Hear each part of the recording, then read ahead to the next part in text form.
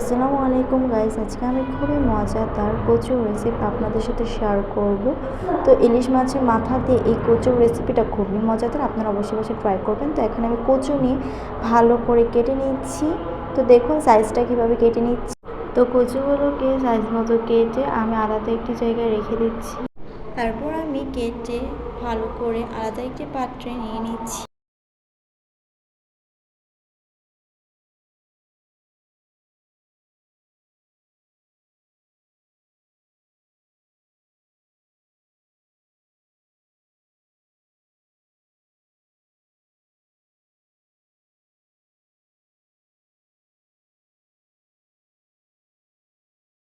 তো দেখুন কেমন পরিমাণে কেটে নিয়েছি আর কিভাবে আমি সাইজটা করে নিচ্ছি।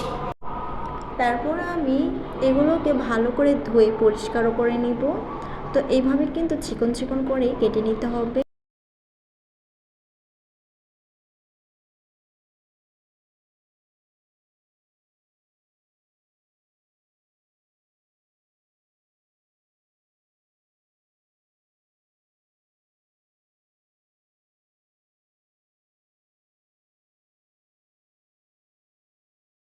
তো এখন আমি গরম পানিতে ভালো করে ধুয়ে নিব, না হলে কিন্তু চুলকানোটা ভাব থাকে। তো গরম পানির মধ্যে আমি ভালো করে ধুয়ে নিব।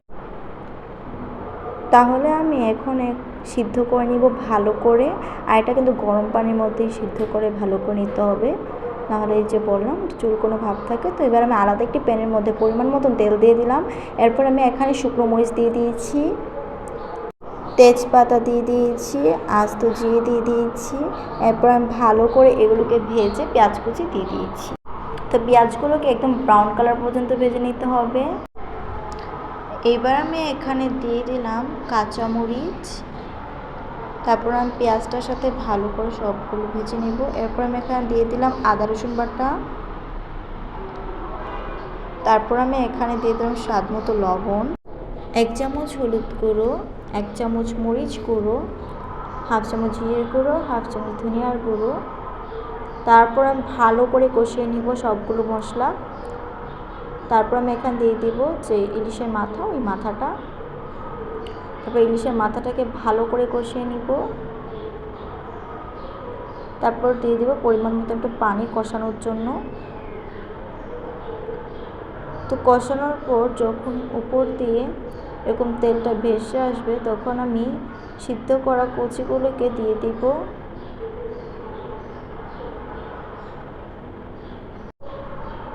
তারপর কচিটার সাথে ভালো করে ইলিশের মাথাটাকে কষিয়ে নিব।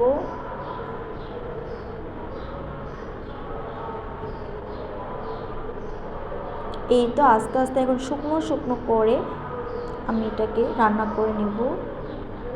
একদম শুকনো শুকনো ভাজা ভাজা করে রান্না করে নিতে হবে।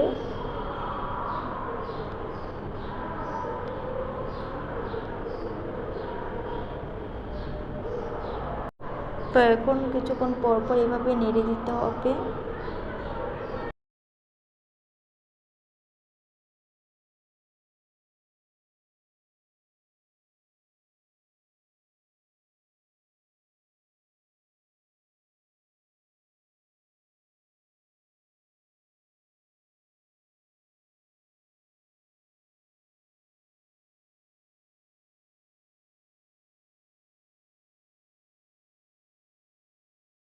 আর এই তো এখন দেখুন একদম শুকনো শুকনো হয়ে গিয়েছে। আমার রান্নাটাও কিন্তু কমপ্লিট হয়ে গেছে। এবার আমি আলাদা একটি পাত্রে উঠিয়ে নিচ্ছি। জাস্ট কালারটা দেখুন কতটা ইয়াম্মি হয়েছে।